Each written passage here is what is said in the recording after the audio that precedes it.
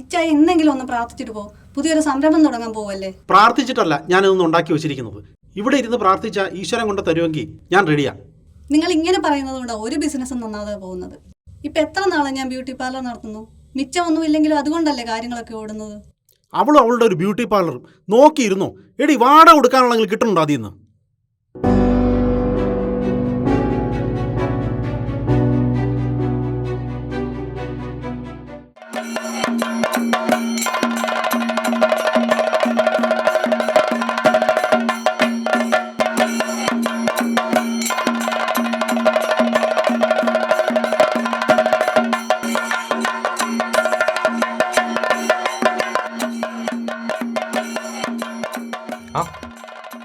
നിങ്ങൾക്ക് ഷെയർ ഉണ്ടോ ഇതിന്?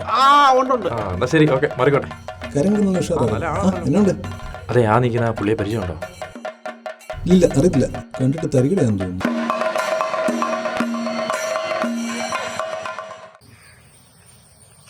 ഹലോ, പറഞ്ഞു അരുണേട്ടാ. ഞാൻ ബ്യൂട്ടി പാർലർ വരെ പോവാ.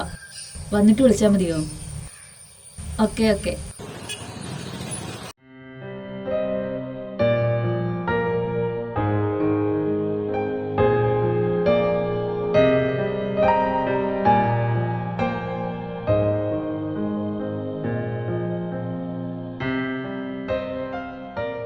എത്ര ചേച്ചി?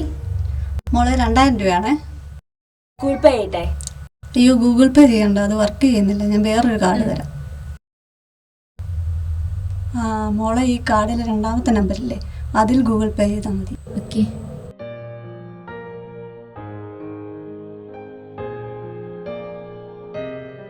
ചേച്ചി ഷെറിനല്ലേ? അതെ മോളെ, എൻ്റെ മോളുടെ നമ്പരാ. ആയിട്ടുണ്ടേ. ശരി. എടി, നീ എന്നോട് ബാങ്കിൽ ഒരു ചിട്ടി പിടിക്കുന്ന കാര്യം പറഞ്ഞിട്ടാണോ? അത് കിട്ടുമോ? അത് റെഡിയാക്കാവേ. പിന്നെ നിനക്ക് 3 മാസം ഒരു പെൻഡിങ് കിടപ്പുണ്ടല്ലോ. അത് ഞാൻ അടച്ചേക്കാം. എത്ര രൂപയാവും? 20,000 രൂപ ഉണ്ടെങ്കിൽ ഇപ്പൊ തന്നെ ഗൂഗിൾ പേ ചെയ്തേക്ക്. ഞാൻ പൈസ ഇട്ടേക്കാം.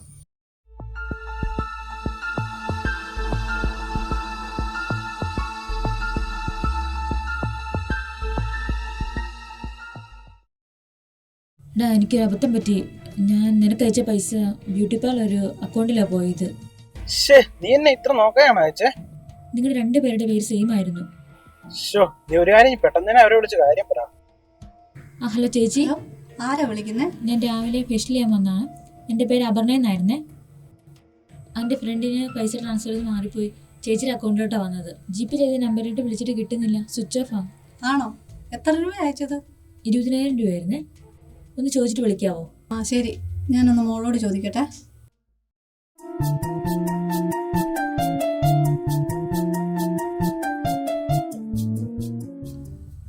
മോളെ ഷെറിനെ. എന്താ മമ്മി? മോളുടെ ഫോൺ ഓഫ് ആണോ? ചാർജ് ഇല്ല, കുത്തിയിട്ടേക്കുവാ. നമ്മുടെ അക്കൗണ്ടിലേക്ക് ഒരു 20,000 രൂപ കയറുക നോക്കിയേ. 20,000 രൂപയോ? നോക്ക്.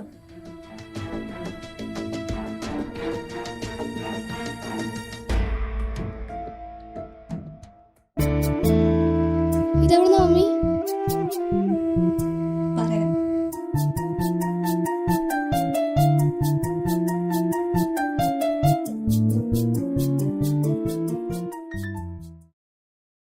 നീ ആരെയാ വിളിക്കുന്നത്? നമ്മുടെ അക്കൗണ്ടിലേക്ക് ഒരു 20,000 രൂപ ആരോ മാറിയിട്ട് തന്നിട്ടുണ്ട്. അത് തിരിച്ചു കൊടുക്കാനാ. എടി, നീ ഒരു മാസം പണിതാലും പ്രവർത്തിച്ചാലും 20,000 രൂപ നിനക്ക് കിട്ടുമോ? അവിടെ അക്കൗണ്ടിലേക്കല്ലേ പൈസ വന്നിരിക്കുന്നു. എനിക്ക് പൈസയ്ക്ക് കുറച്ച് അത്യാവശ്യമുണ്ട്. എൻ്റെ പൊന്നിച്ചായ, ദൈവകോപം കിട്ടും. പിന്നെ നീ കൂടുതലൊന്നും പറയണ്ട. മോളെ, പപ്പായുടെ ഫോണിൽ നിന്ന് വിളിച്ചിട്ട് ആരെയും കിട്ടുന്നില്ല. മോളുടെ ഫോൺ കുറച്ച് ദിവസം പപ്പായ്ക്കൊന്ന് വേണം. ശരി പപ്പ.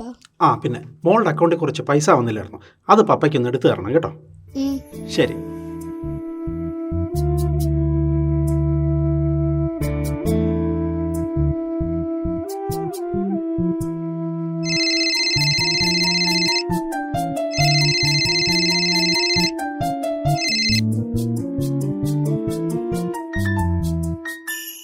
ചേച്ചി പൈസ വന്നിട്ടില്ലേ? ഇല്ലല്ലോ മോളെ. ട്രാൻസാക്ഷൻ കംപ്ലീറ്റ് ആയെന്നാണ് കാണിക്കുന്നത്. മോളെ, മോളുടെ പൈസ ഇവിടെ വന്നിട്ടില്ല. ഞാൻ കുറച്ച് തിരക്കില്ല, പിന്നെ വിളിക്കാം. ഹലോ ചേച്ചി, ഹലോ.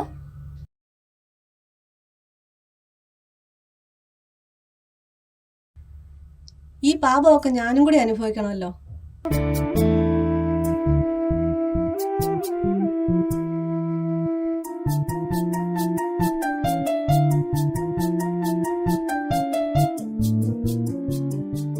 എടാ ഞാൻ വിളിക്കാവേ. ആരാ? എന്നാ മോളെ?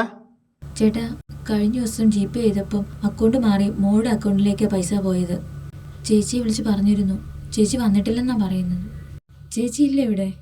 അവള് പറഞ്ഞായിരുന്നേ. പക്ഷെ മോളെ, ആ പൈസ ഇവിടെ വന്നിട്ടില്ലല്ലോ. മോക്ക് ചിലപ്പോൾ മാറിപ്പോയതായിരിക്കും. ഇതൊക്കെ ചെയ്യുമ്പോൾ ശ്രദ്ധിച്ച് വേണ്ട ചെയ്യാൻ. ഞാനേ ഒരു വഴിക്ക് ഇറങ്ങാൻ നിൽക്കുക. മോളെന്നാ ചെല്ല്. അപർണേ, നിന്നെ വിളിച്ചിട്ട് എന്താ ഫോൺ എടുക്കാത്തത്? അരുണേട്ടാ, എനിക്കൊരു പ്രശ്നമുണ്ട്. എന്താ, നീ കാര്യം പറ.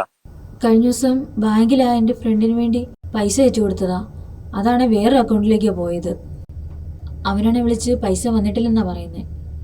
എന്റെ പൊന്നപർണെ, പൈസയുടെ കാര്യമൊക്കെ നോക്കിയും കണ്ടും ചെയ്യണമെന്ന് നിന്നെ ഞാൻ പറഞ്ഞിട്ടില്ലേ? ഇനിയിപ്പോ കല്യാണം കഴിയുമ്പോ എന്തായിരിക്കും അവസ്ഥ? നീ എന്തേലും കാണിക്കും.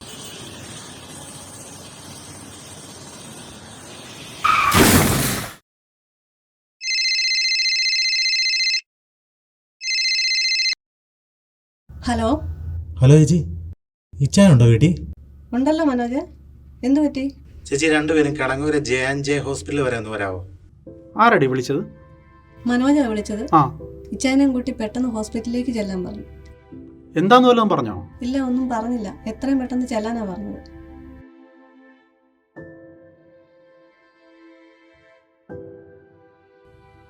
എടാ മനോജ്, ആരാ ഹോസ്പിറ്റലിൽ? എന്നാ പറ്റി? ഇച്ചായ, നമ്മളെ കൊച്ചിനെ ഒന്ന് വണ്ടി തട്ടി. നീ എന്താ ഈ പറയണേ? മേരി, നമ്മുടെ മോള്. പേടിക്കാനൊന്നും ഇല്ലെന്നേ. ഞാൻ ഡോക്ടറെ കണ്ടായിരുന്നു. നമുക്കൊന്നുകൂടെ കാണാം. ഒരു നോവിൻ്റെ വെൺസൂര്യനാ, ഒരു രാവിൻ്റെ വെൺചന്ദ്രനാ, തെളിഞ്ഞു നിന്ന ഈ മുഖം വിതുമ്പി നിന്ന നേരമായി ഒരു വാക്കുപോലും ഉരിയാടുവാന കഴിയാത്ത ഈ വേളയിൽ, ഒരു വാക്കുപോലും ഉരിയാടുവാന കഴിയാത്ത ഈ വേളയിൽ, കഴിയാത്ത ഈ വേളയിൽ, കഴിയാത്ത ഈ വേളയിൽ. ഷെറിൻ്റെ സ്റ്റേജ് കുറച്ച് ക്രിട്ടിക്കലാണ്. തലയിൽ ബ്ലഡ് ക്ലോട്ട് ആയിട്ടുണ്ട്. ഇപ്പോൾ ഒബ്സർവേഷനിലാണ്. ഞങ്ങൾ മാക്സിമം ട്രൈ ചെയ്യുന്നുണ്ട്. ഉടൻ തന്നെ ഒരു സർജറി നടത്തണം. ഒരു 5 ലക്ഷം രൂപ കിട്ടി വെക്കണം. ഡോക്ടറെ, ക്യാഷ് എങ്ങനെയെങ്കിലും അറേഞ്ച് ചെയ്യാം. ഞങ്ങളുടെ മോളെ രക്ഷിക്കണം. നമുക്കിനി 10 ലക്ഷം രൂപയുടെ ഉണ്ടാവണം. അതിനെന്താ ഒരു വഴി? ഈ വീടിൻ്റെ ഓണർ നിന്റെ കൂട്ടുകാരനല്ലേ? അവനോട് ചോദിച്ചാൽ കുറച്ച് പൈസ അറേഞ്ച്മെന്റ് ചെയ്തു തരില്ലേ? എടാ, ഞാൻ ഇപ്പം തന്നെ അവന് 10-20,000 രൂപ കൊടുക്കാനുണ്ട്. കഴിഞ്ഞ 1.5 ആഴ്ചയായിട്ട് അവൻ എന്നെ വിളിച്ചോണ്ടിരിക്കുക. എടാ, അഭിമാനം നോക്കിയിട്ട് കാര്യമില്ല. എന്തായാലും മോളുടെ ജീവൻ രക്ഷിക്കണ്ടേ? എടാ, ഞാനൊരു കാര്യം പറയട്ടെ. മോളുടെ അവസ്ഥ കാണിച്ചിട്ട് നമുക്ക് സോഷ്യൽ മീഡിയയിൽ ഒരു പോസ്റ്റ് ഇട്ടാലോ? നിങ്ങൾ എന്തോ ആലോചിക്കുന്നത്? സർജറിക്ക് മുമ്പ് ഇത്രയും വലിയ തുക ഉണ്ടാക്കാൻ വേറെ വഴിയൊന്നുമില്ല. എടാ, എന്നാലും ഒരെന്നാലും ഇല്ല, അതേ നടക്കത്തുള്ളൂ. എടാ ജോർജ്, വേണ്ട കാര്യം എന്താണെന്ന് ചെയ്യണം. എടാ, ഞാൻ സ്റ്റുഡിയോയിലാണ്. പോസ്റ്ററിനകത്ത് നിന്റെ ഗൂഗിൾ പേ നമ്പർ വെക്കട്ടെ? എടാ, അത് എന്റെ നമ്പർ വെക്കണ്ട. എന്റെ നമ്പർ വെച്ചാൽ പൈസ തരാനുള്ളവർ ഇവിടെ തരാണ്ടാവും. നീ ഒരു കാര്യം ചെയ്താൽ മോളുടെ നമ്പർ വെച്ചു. പിന്നെ ഒരു കാര്യം ഒരു കട്ടിയല്ലേ, മോളുടെ അക്കൗണ്ടിൽ ഒരു 20,000 രൂപ വന്ന് കിടപ്പുണ്ട്. ആ പൈസ നീ എടുത്ത് ഞാൻ പറയുന്ന ഒരു പാർട്ടിക്ക് ഒന്ന് കൊടുത്തേക്കാവോ? ഞാൻ കൊടുത്തേക്കാം.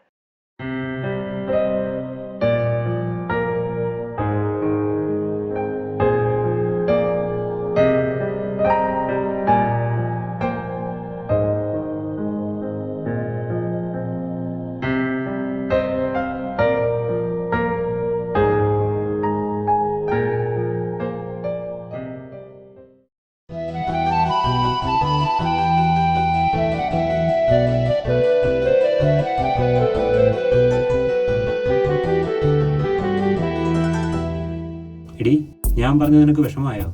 ഇല്ല അരുണേട്ടാ. സാരമില്ല, പൈസ ഞാൻ അറേഞ്ച് ചെയ്ത് തരാം. ഈ വഴികളിൽ ചിറകിടും ശലഭമായി ഈ നിലവുകൾ കതിരിടും വിരഹമായി ഇനി രാവിൻ്റെ തീരങ്ങളിൽ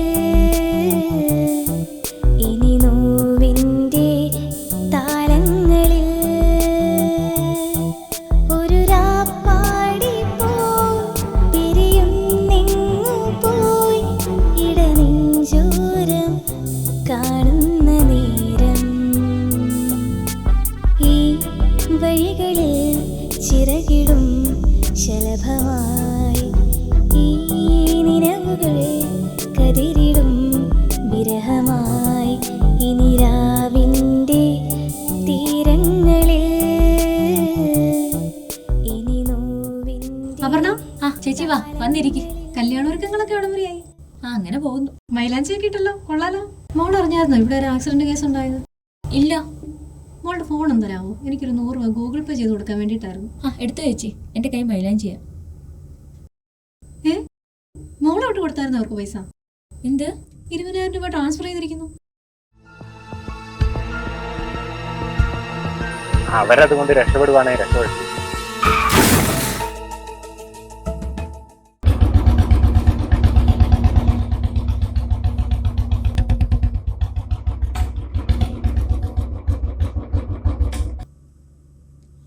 ആൻറ്റിക്ക് എന്നെ മനസ്സിലായോ? മോളെ അത് ഞാനെല്ലാം അറിഞ്ഞു. ഇതെൻ്റെ ഫ്രണ്ട് ഷെറിൻ. ഞാൻ വന്നത് ഈ പൈസ തരാൻ വേണ്ടിയാ. പണ്ടത്തെ പോലെ GP ചെയ്യാൻ പേടിയാ. ഇനി എങ്ങനെ മാറിപ്പോയാലോ? ശരി, പോട്ടെ. ആ കൊച്ചിന് ആക്സിഡന്റ് ആയ കാര്യം നീ എങ്ങനെ അറിഞ്ഞത്? മോളോട്ട് കൊടുത്തായിരുന്നു അവർക്ക് പൈസ? എന്ത്? 20,000 രൂപ ട്രാൻസ്ഫർ ചെയ്തിരിക്കുന്നു.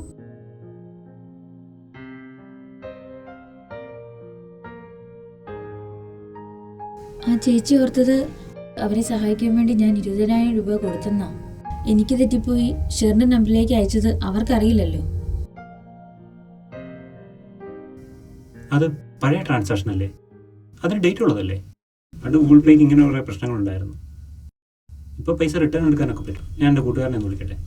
വേണ്ട അരുണേട്ടാ, കൊച്ചിൻ്റെ ജീവൻ രക്ഷിക്കാനായിട്ട് ആ പൈസ സഹായമാണെങ്കിൽ അതങ്ങനെ തന്നെ ഇരിക്കട്ടെ. എടി മോളെ, നിൻ്റെ ഒരു 1000 രൂപ എടുക്കാൻ കാണോടി? മറ്റന്നാളങ്ങ് തിരിച്ചു തന്നേക്കായിരുന്നു. ഗൂഗിൾ പേ ചെയ്താൽ മതിയോ? ഇനി നോവിൻ്റെ താളങ്ങളിൽ